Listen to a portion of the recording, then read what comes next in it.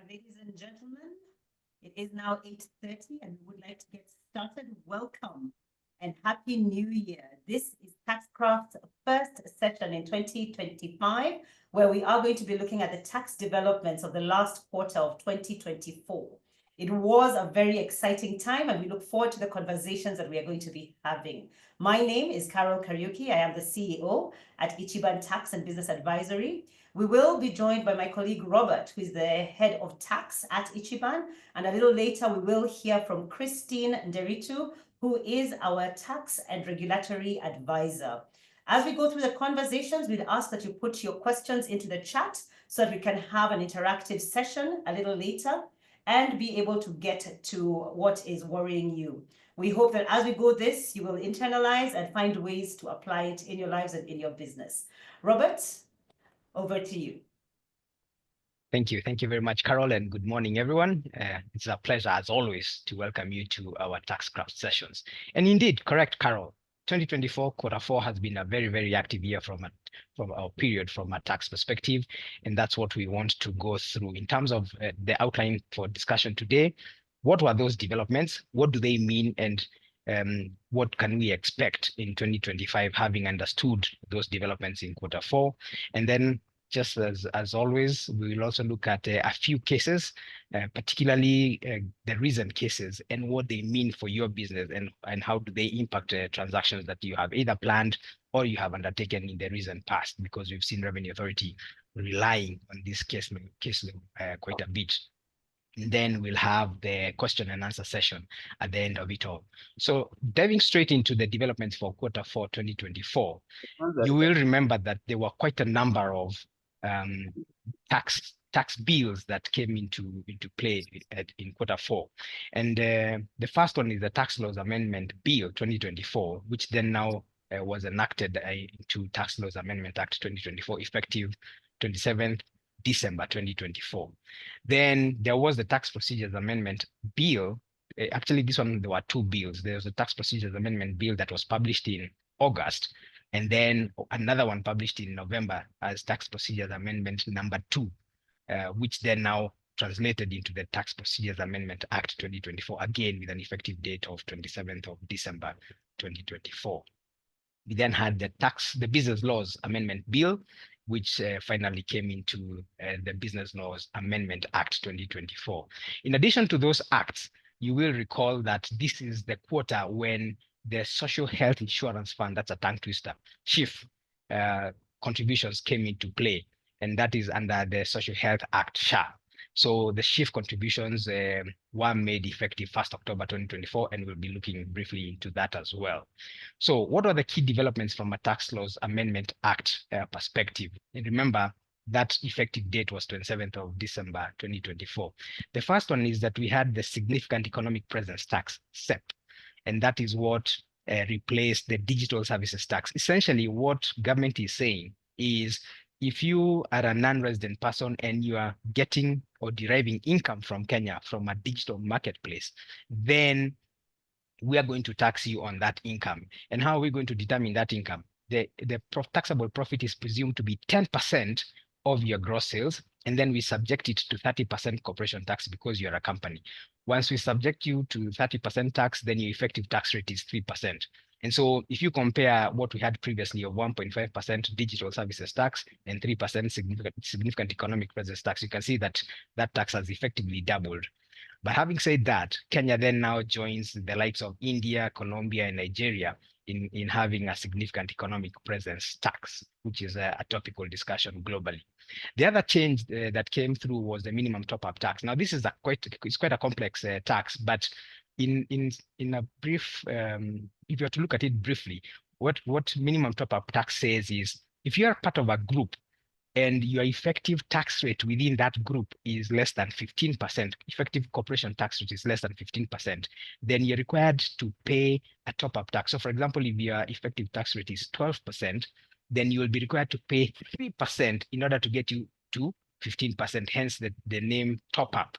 And so Kenya has also now joined the rest of the world in having a minimum top-up tax.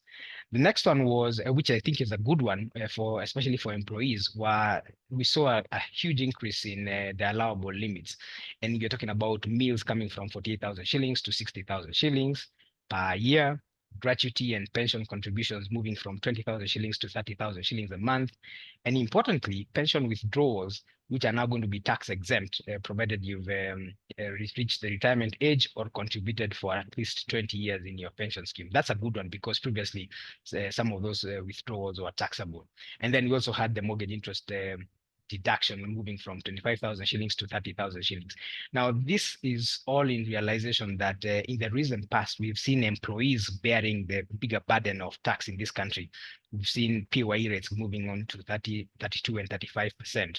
So this, we think, was a really good development, and we should have some reprieve as employees. The other one that will give employees some reprieve would also be the deductions. And we're talking about the shift deduction, the affordable housing levy deductions. And if you contribute to a post-retirement medical fund, you are allowed to take a deduction of up to 15,000 shillings per month. What essentially this means is if you earn 100,000 shillings and you contribute 15,000 shillings as a post-retirement medical fund, then your taxable amount will be 100 less 15, 85,000 shillings. So you're essentially not paying tax on that contribution. That is what that means. So we think that that was a good development, and we hope to see future developments in that regard. The other change that we saw in terms of Tax Laws Amendment Act is withholding tax on supplies to public entities, and these ones are goods supplied to public entities. So you will have, if you're a Kenyan supplier, 0.5% of the total value of your invoice withheld by the public entity, or if you're a non-resident person, then you're talking about 5%. Again, if you're facilitating payments within a digital marketplace, there will be a 5% withholding tax if you're a resident person, or 20% if you're a non-resident person. And a good one for us was transfer of business as a going concern. Now, this is why we say this is a good one, is because if you look at the laws between 2017 and 2024, there's been about 7 or 8 years.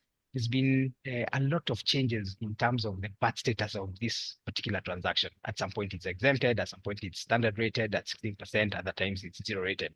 So now, the good thing about this is transfer of a business as a going concern is VAT exempt. And for example, we think that now, if this was a showstopper for the spin-off of M-Pesa, we believe that that is going to facilitate that transaction. At least should not be a big impediment for that transaction. Another one for anybody who supplies goods outside of the country, or we export goods, and this is an important one, it came in under Section 12.5 of the VAT Act, is that for you to say that you've exported goods and therefore charge VAT at 0%, you need to have a certificate of export, COE, that is being issued by the customs office. And so unless you hold that COE, you cannot say that you've exported, and therefore a revenue authority could very easily come to you and say, you don't have a COE, and therefore I'm charging you 16%, or I'm going to collect 16% VAT on this particular supply. And to anchor that one, Section 65 of the VAT Act has also been amended so that the customs law applies not only to imported goods, but also to exported goods. And that's where the link comes in.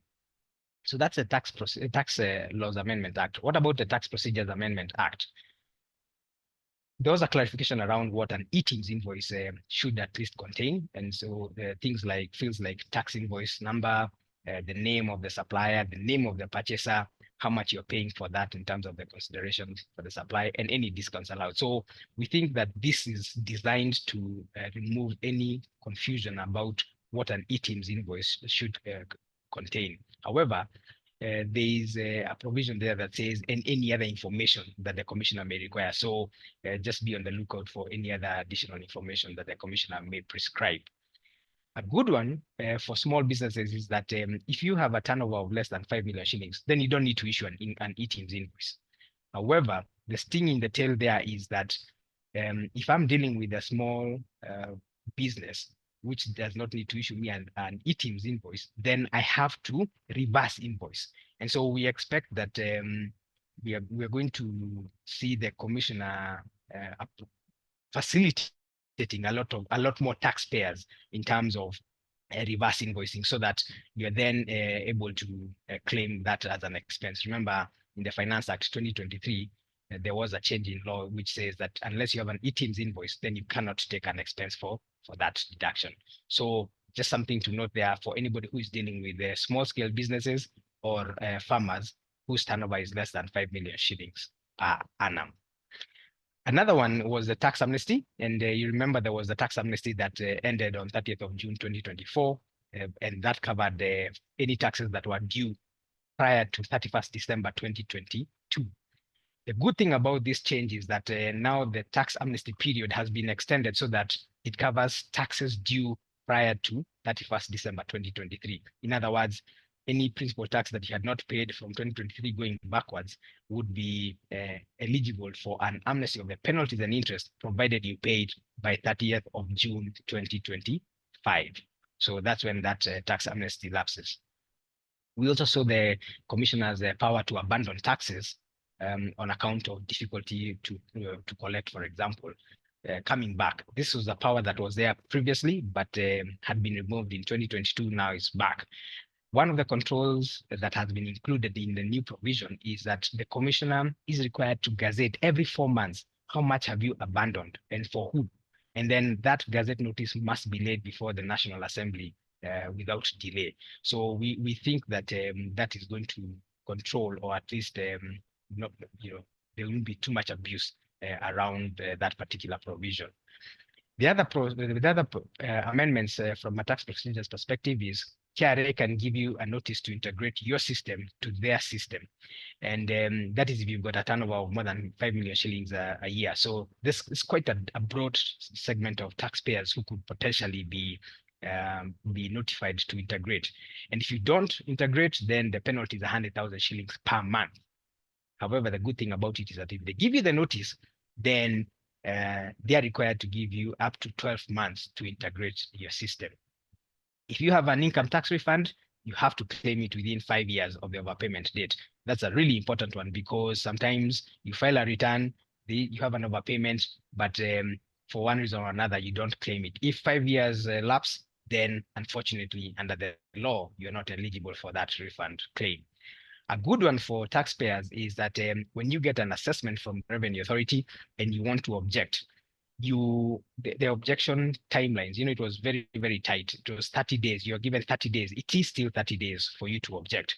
The good thing about it is that now that timeline excludes weekends and public holidays. So, probably depending on where you are, it will give you an additional 10 or so days to file your objection. The good thing about it is that the commissioner's objection decision has not been impacted by this extension of timeline. So the 60 days does not exclude weekends, does not exclude public holidays. And I think probably that's a fair point. In terms of business laws amendment, very interesting amendment here about increasing core capital for banks. Now, the bill had a very aggressive period to get to 10 billion shillings from the current 1 billion shillings. The good thing about the act is that it has extended that period to 2029. So banks now have up to 2029 to increase their core capital to 10 billion shillings. I think that is a good reprieve for banks. Again, tightening the regulatory space, CBK will be regulating non-deposit taking credit providers as well as credit guarantee businesses. So we can see CBK there tightening the grip around the financial services sector. From an SEZ perspective, special economic zones, just a clarification there that business process outsourcing now includes IT intensive services. And essentially, if you look at business process outsourcing services, these are usually IT services. So that's just a clarification there. So those were the tax laws and business laws amendment key provisions. But what were the other key developments in the quarter? The first one was the 2.75% shift contribution. That is with effect from 1st of October. And for most employees, or for almost all employees, you are then affected by this. And some of the questions that we asked and we continue to ask is, does shift apply to all income or is it only employment income? So for example, if I have rental income, should I be paying SHIF on this? Our reading of the law is that yes, you should be paying it on all income because it's the income of a household. The other question that has arisen is, if I contributed in October and November, should I have been taking a relief for that SHIF contribution? Revenue Authority issued, or the commissioner issued a notice to the effect that you shouldn't be claiming a relief. Some people have claimed that SHIF really substantially replaced NHIF, and therefore the provision under the Income Tax Act allowing me to take a relief should still apply. So we expect a bit of controversy around that once Revenue Authority starts reviewing those contributions. The other one is the December PAYE return. Anybody who tried to file the P10 return on 9th of January 2024, you realize that the format that Revenue Authority gave, I think it was version 26.09, well, did not have an update in terms of these deductions. So we have a bit of a challenge there. And our recommendation is that if anybody has encountered that challenge, please maintain a reconciliation because we expect that Revenue Authority will question that. The other development is that we had the ledger balances, which we were all required to respond to the commissioner by 31st of December. We have been to Revenue Authority and we've seen loads and loads of information given. You remember some of these ledger balance queries did as far back as 1992. So we've seen quite a bit of data given to Revenue Authority, and we expect to be hearing from them in not too long about that. However, having said that, we know that there are significant legal challenges. Can Revenue Authority demand things that have as far back as 2002, for example, given the statute of limitations of 5 years? So we expect a bit of controversy, a bit of tax cases to be going to the Tax Appeals Tribunal and probably to the High Court. Then the other one is legal notices under the Statutory Instruments Act. These legal notices expired after 10 years. That is essentially 2022.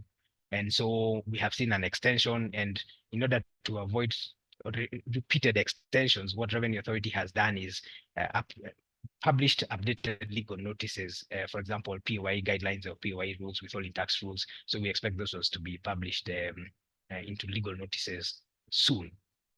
Then we have the new KRA board chair who was appointed towards the end of last year. We think it's an interesting choice of a chair because his background is economics and he's ex-IFC. So interesting to see what, from a strategic perspective, the KRA board will be looking at tax administration in this country.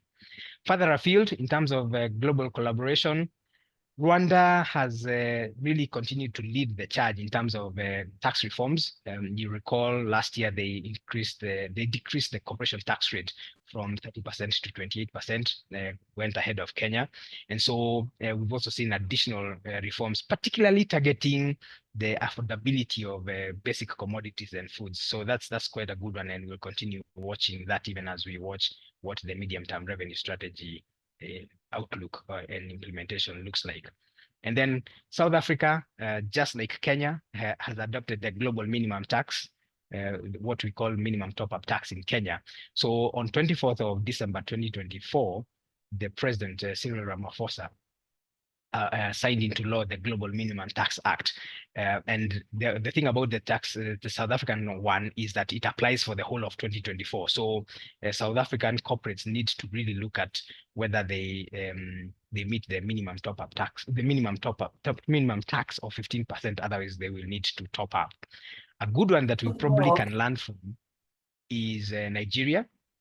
And in Nigeria, for small businesses or what they call SMEs, if your annual turnover is less than 25 million naira, which is roughly 3.6 million shillings, then your supplies are not subject to withholding tax, and even you are not required to withhold. So that's a really good one because it's, first of all, it comes into force from 1st January 2025, but you can see government trying to support SMEs, and this is in realization of the fact that SMEs really are the key drivers.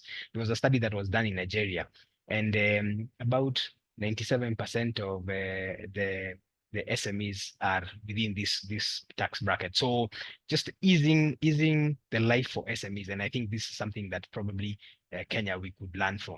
So those were the key developments. And I'll now invite my colleague, Christine, to take us through the recent case laws. Christine? Thank you so much, Robert. It has been quite an interesting quarter in terms of the legislative changes, but we're also seeing a lot more cases in terms of what the High Court, the Court of Appeal, as well as the Supreme Court even is saying about the taxes. In the last quarter, we also got the decision from the Supreme Court on the Finance Act 2023, and them declaring it constitutional, whether or not some provisions were introduced after public participation. As we delve into this aspect of the recent case law of the presentation, we'll also be taking key interest in the fact that a lot of these cases are actually affecting businesses, not only in Kenya, but also with related entities. And without much further ado, I will just start with the Hemingway's case. The case was Hemingway Watamu versus the Commission of Domestic Taxes. And in this case, the question was whether or not Hemingway had correctly claimed 150 investment deduction for the hotel it had constructed in Watamu. The other aspect was whether or not the 60 days for the objection decision by the commissioner had actually run out by the time they were issuing it.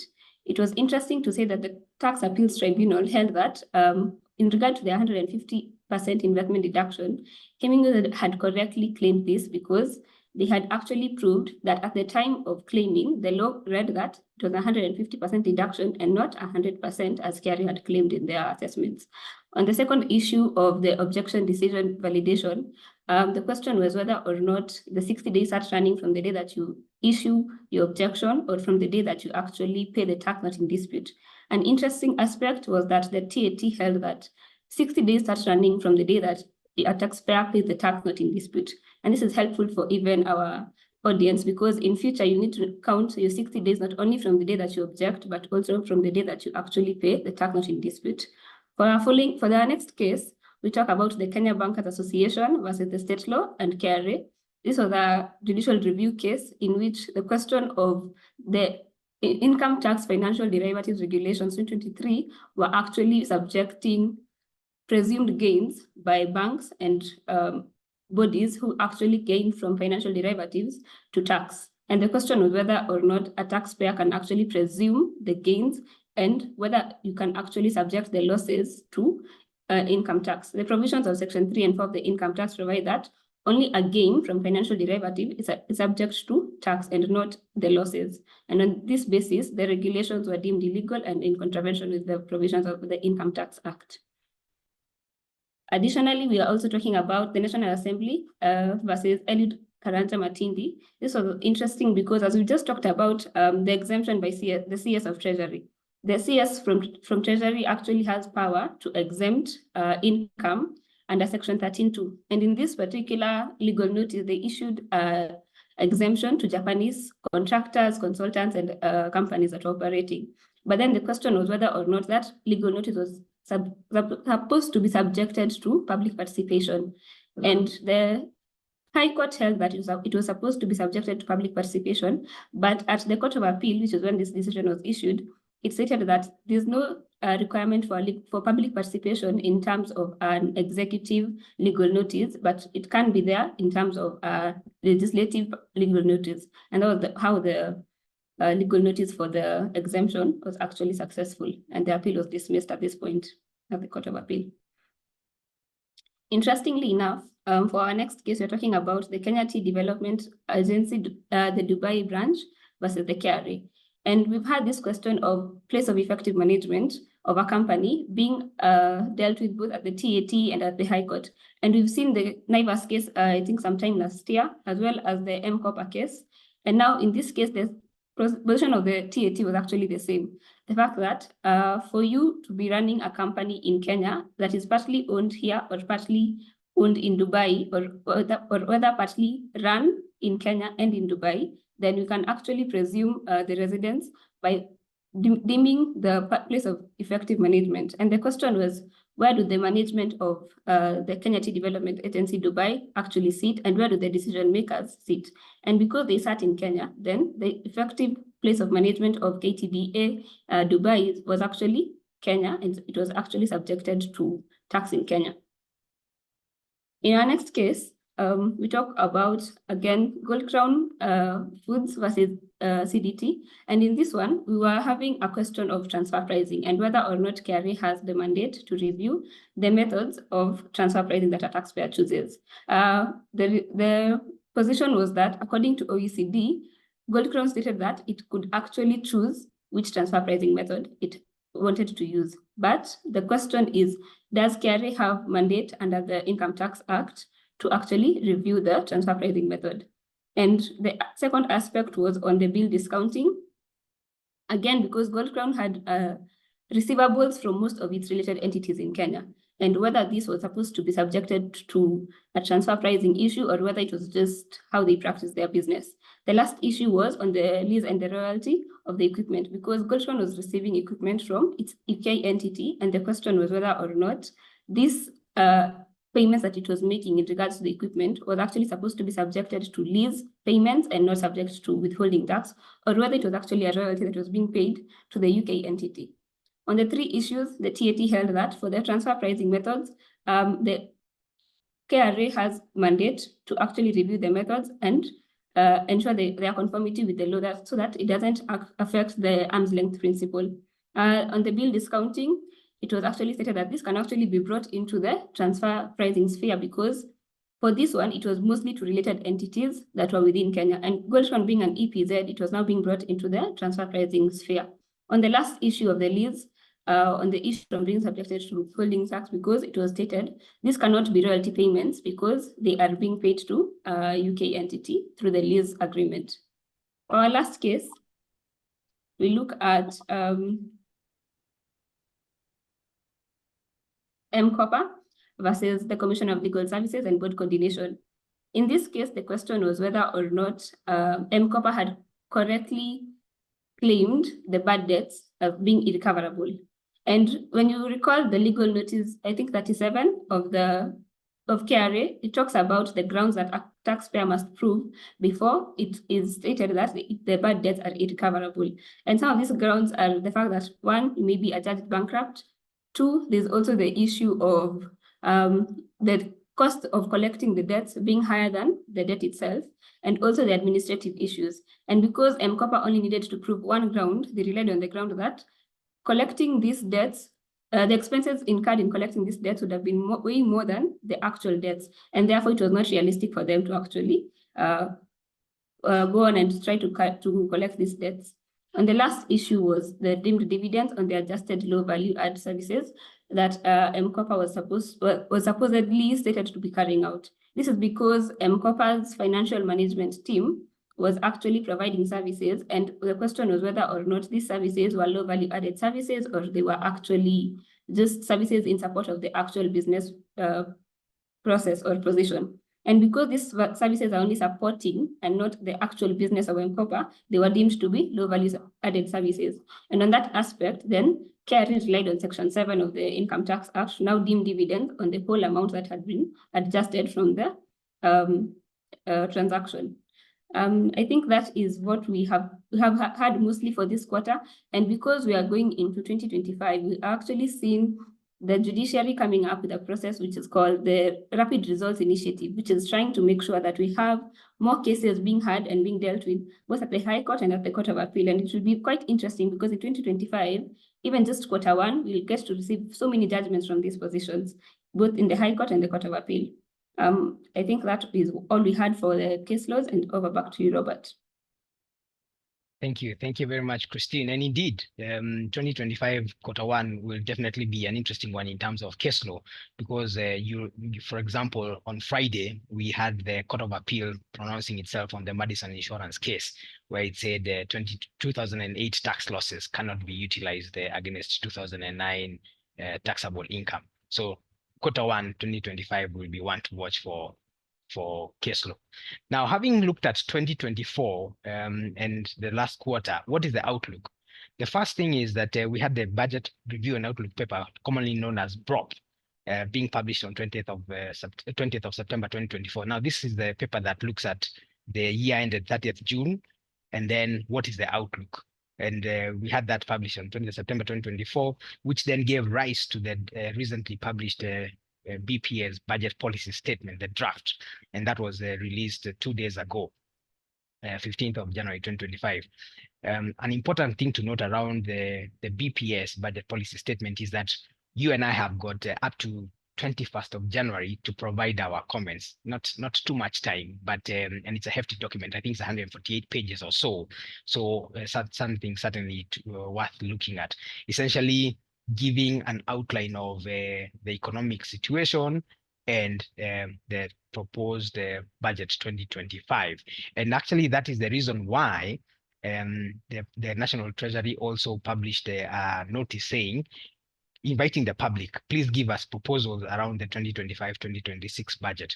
And it's useful to note here that at least from a revenue perspective, KRA is expected to collect about 3 trillion shillings.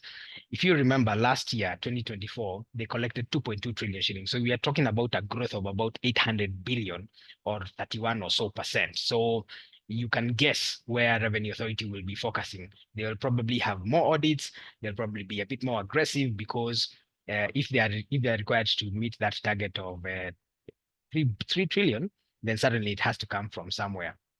So once that budget the proposals are consolidated, then the National Treasury will submit the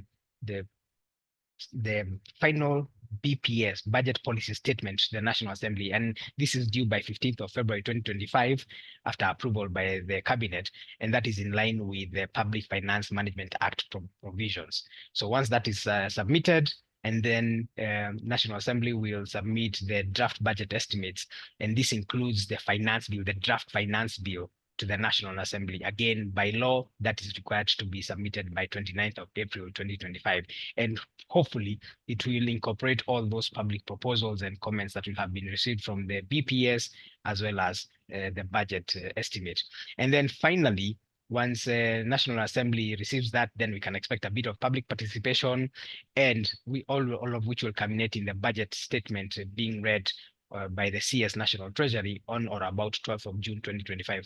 The reason why there's an asterisk there, ladies and gentlemen, is because traditionally the budget in East Africa has been read on the last Thursday before 15th of June. So the last Thursday before 15th of June in this year is going to be 12th, and that's when we expect the CS National Treasury, Honorable CPA John Buddy, to deliver his inaugural budget statement. It'll be an interesting one to see, given the very tight balancing act that he has to wade through. So that is what we are going to be watching for 2025 going forward, and we'll definitely keep you updated.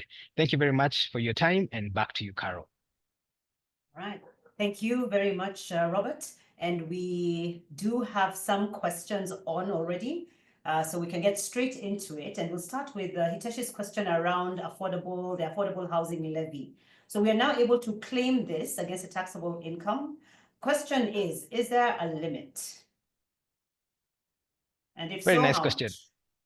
Very nice question, and thanks, Carol. Very nice question, Hitesh, and good to have you.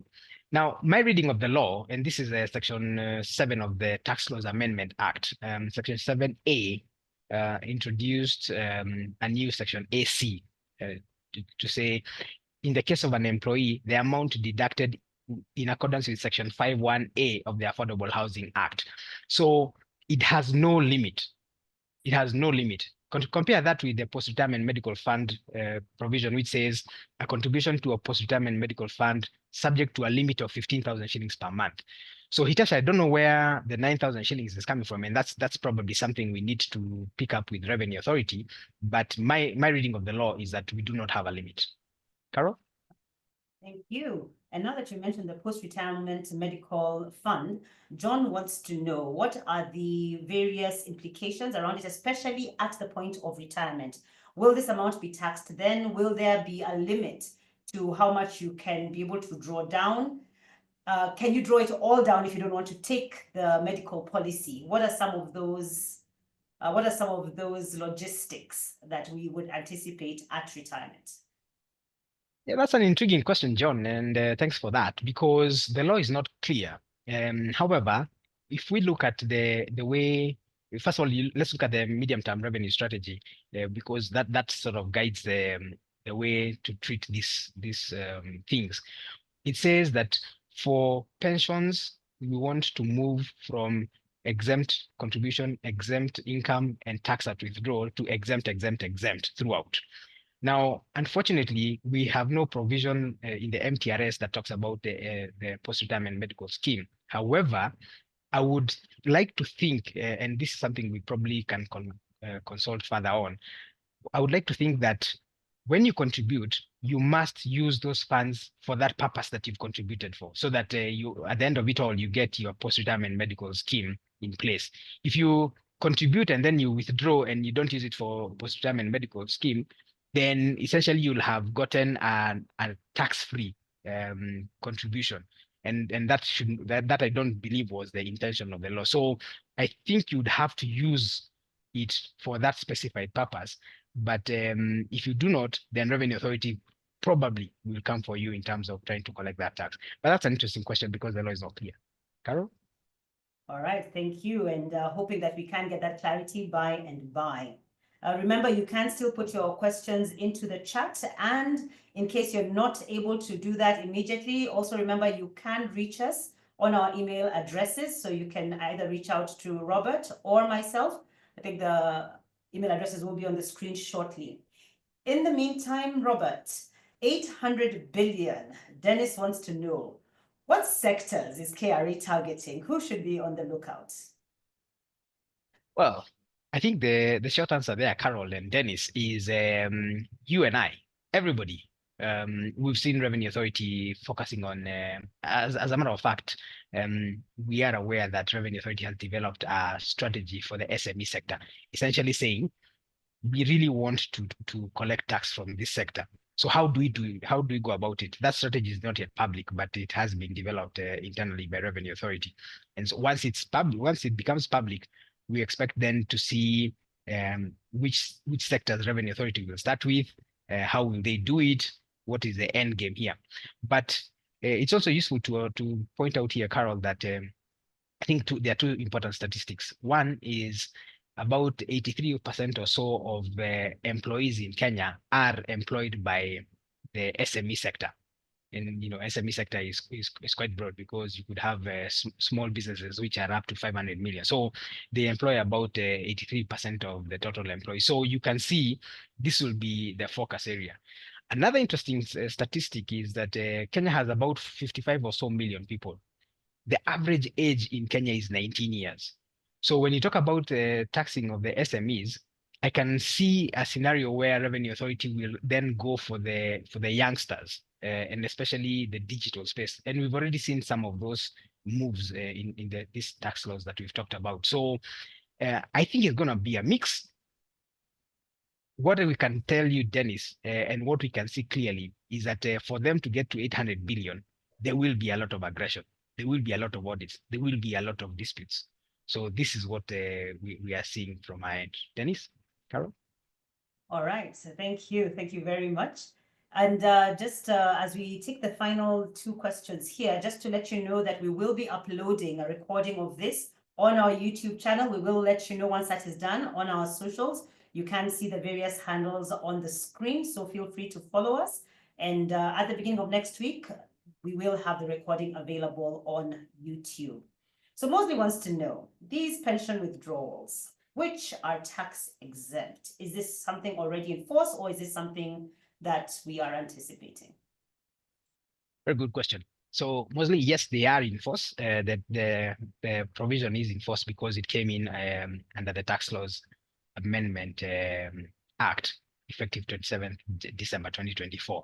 So what you need, the critical requirements are you have either contributed for at least 20 years to your pension scheme, or you've reached the retirement age in accordance with the scheme rules. The scheme rules could say 55, they could say 65, they could say 60, whatever the scheme rules say. So for as long as you've hit those two requirements, then, or either of the two requirements, then your withdrawal will be tax exempt. Previously we had a scenario where you retire at 60, but because the exemption only applied if you are 65, then you wait for 5 years before you withdraw. So at least now, probably pensioners will live in a bit more dignity, because then at 60 or even at 55, depending on your scheme rules, then you can withdraw. All right. Carol? Thank you. And as we take the final question, ladies and gentlemen, we are putting a link to a survey in the chat. My colleague Mercy is going to do that. Please take the survey. Let us know what is currently on your mind as regards to tax. that will help us to tailor our various interactions with you. So finally, Robert, the integration you talked about around the Tax Procedures Act, what exactly is KRA looking for? What should we be preparing for? That's a fantastic question, and thank you very much for that. So I think it's useful to sort of paint a picture of why the integration.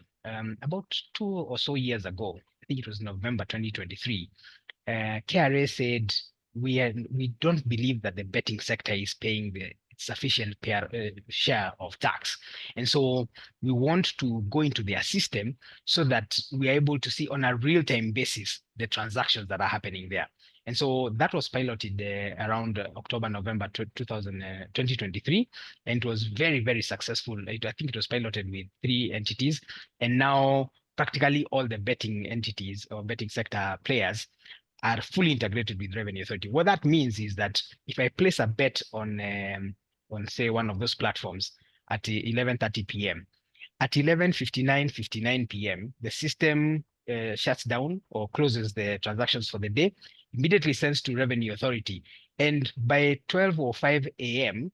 the following day, Revenue Authority knows how much tax is due from the day's transactions.